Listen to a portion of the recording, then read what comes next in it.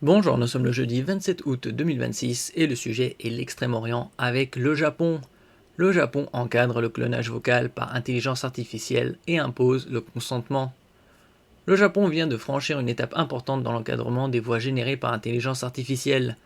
Le ministère japonais de la Justice a finalisé de nouvelles lignes directrices considérant que l'utilisation non autorisée de la voix d'une personne par une IA peut porter atteinte à ses droits de la personnalité et à son droit à l'exploitation commerciale de son identité. Le dispositif ne repose toutefois pas sur une nouvelle loi spécifiquement consacrée au clonage vocal. Tokyo, la capitale du Japon, s'appuie sur des protections juridiques déjà existantes, notamment le droit à la publicité et les droits liés à l'image et à l'identité. Les nouvelles recommandations précisent désormais que la voix peut entrer dans ce cadre. Cette évolution intervient alors que les outils capables d'imiter presque parfaitement la voix d'un acteur, d'un chanteur ou d'une personnalité publique deviennent accessibles au grand public. Le problème n'est donc plus uniquement technique, il devient également juridique et commercial. Le consentement devient le critère central. Le principe retenu par le Japon est relativement simple.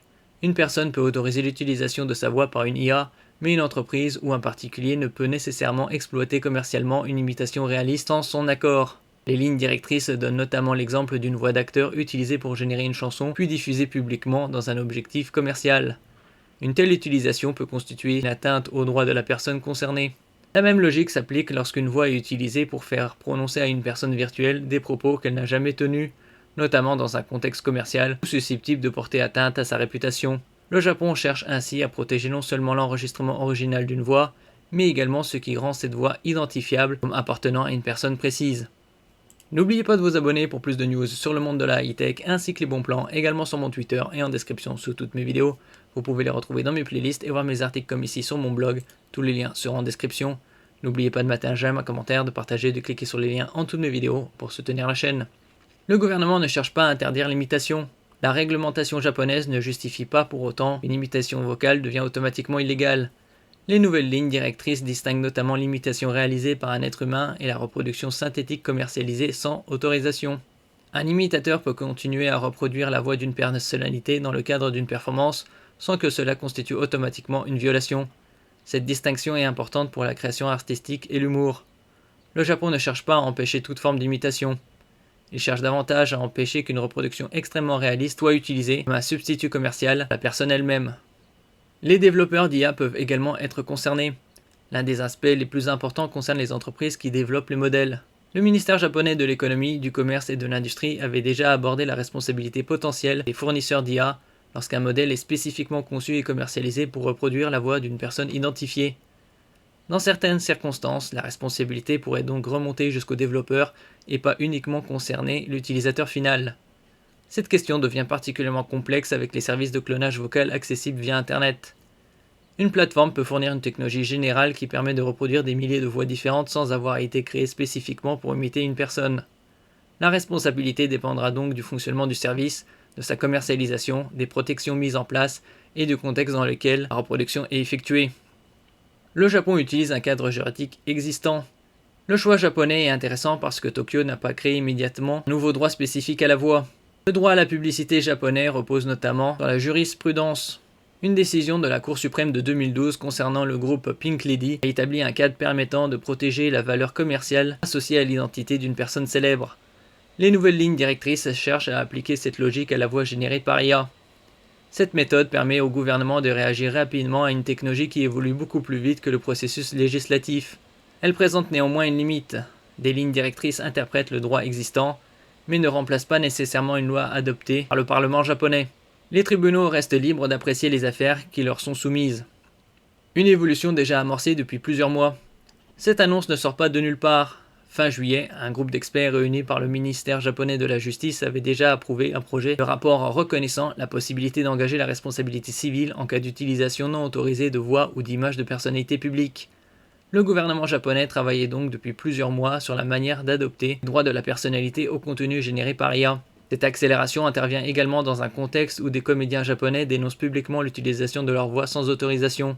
Megumi Ogata, connu notamment pour son travail dans Neon Genesis Evangelion, a récemment demandé au gouvernement japonais de mettre en place des règles plus claires contre les imitations vocales générées par IA. Une approche différente de celle de l'Europe. La stratégie japonaise se distingue de celle de l'Union européenne. l'AI Act européen impose notamment des obligations de transparence concernant certains contenus générés ou manipulés par IA. Pour les contenus audio synthétiques, l'accent est mis sur l'information permettant d'identifier leur nature artificielle. Le Japon privilégie davantage la question du consentement de la personne imitée. La différence est importante. Un contenu pourrait être clairement signalé comme généré par IA tout en utilisant sans autorisation la voix d'un acteur. L'étiquetage ne règle donc pas nécessairement la question des droits de la personne. Le Japon cherche à traiter directement cette seconde dimension. Les entreprises devront revoir leur système de clonage. Pour les développeurs de synthèse vocale, l'évolution pourrait avoir des conséquences concrètes.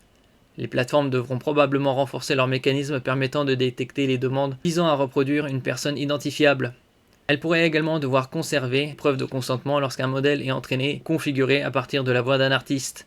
La question sera encore plus sensible pour les services proposant des voix personnalisées à partir de quelques secondes d'enregistrement. Plus la technologie devient capable de reproduire fidèlement les caractéristiques d'une personne, plus la frontière entre une voix artificielle générique et une véritable reproduction d'identité devient difficile à établir. Les entreprises internationales devront également tenir compte du fait que les règles ne seront pas identiques selon les marchés. Le Japon pourrait servir de modèle pour d'autres pays. Le problème dépasse largement les frontières japonaises. Les acteurs, chanteurs, doubleurs et personnalités publiques disposent désormais d'un moyen permettant de reproduire leur voix sans nouvelles séances d'enregistrement. Cette capacité peut réduire les coûts de production, mais elle peut également créer un marché parallèle dans lequel une personne est remplacée numériquement sans avoir donné son accord. Le Japon tente donc de définir une frontière juridique avant que les usages commerciaux deviennent trop nombreux. Cette évolution pourrait également influencer les négociations contractuelles dans l'industrie du doublage, du jeu vidéo, de la publicité et du cinéma. Les contrats pourraient progressivement préciser les conditions d'utilisation d'une voix synthétique, la durée de l'autorisation et les utilisations permises. Le clonage vocal entre dans une nouvelle phase. L'intérêt de la décision japonaise ne réside pas uniquement dans la possibilité de poursuivre quelqu'un après une utilisation abusive. Elle établit surtout une idée juridique importante. Une voix peut être considérée comme une composante de l'identité commerciale d'une personne, même lorsqu'elle est entièrement recréée par une machine. Cette distinction deviendra de plus en plus importante à mesure que les modèles vocaux produiront des imitations impossibles à distinguer d'un enregistrement réel. Le Japon ne ferme donc pas la porte au clonage vocal. Il cherche plutôt à faire évoluer les règles autour de son utilisation. Pour les entreprises spécialisées dans l'IA audio, le message est désormais beaucoup plus clair. Développer une technologie capable de reproduire une voix n'est pas nécessairement le problème. La question déterminante sera de savoir qui a autorisé cette reproduction et dans quel but elle est utilisée. Merci pour votre écoute et à la prochaine.